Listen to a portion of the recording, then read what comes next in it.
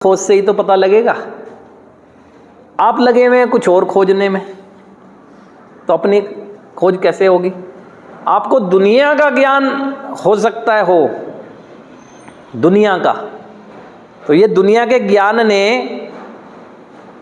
आपके जीवन मार्ग को बढ़ा दिया। अगर आपको अपना ज्ञान होता तो आपकी जिंदगी ऐसी ना होती, है ना? तो अब नहीं होना चाहिए। मैं क्यों करता हूं, कब करता हूं, कैसे करता हूं, सब ज्ञान होना चाहिए मुझे ना।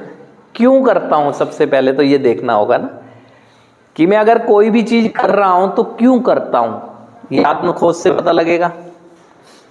हमें तो आप जो जस्टिफाई करके कह दोगे हम तो वही मान लेंगे।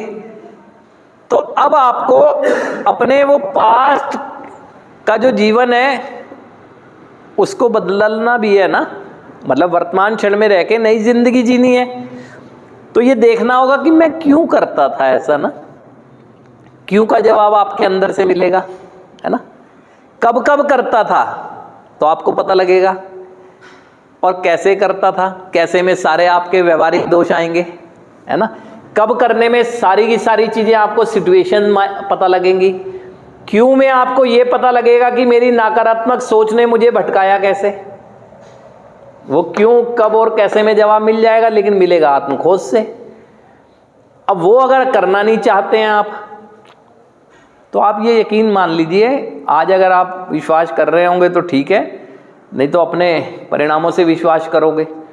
अगर नहीं करेंगे ना आत्मखोज, यानी आत्मखोज का मतलब है कि अपने आप को नहीं जानेंगे कि मैं कैसा हूं, तो ये समझ लें आपकी जितनी भी चल रही हो इच्छा अच्छा रहने की, तो बहुत संभव है या तो बहुत स्लो पूरी होगी, या बहुत संभव है कि पूरी ही नहीं होगी, है ना?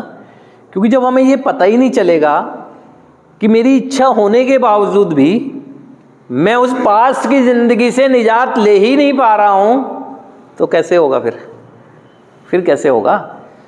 तो यहां पर अगर बैठे हैं ना आप लोग, आपको रोजाना विचारों के माध्यम से अभ्यास दिए जा रहे हैं, उसी से आपकी गंभीरता पता लग सकती है कि कितने आप सीरियस हैं अपने सुधार को लेकर।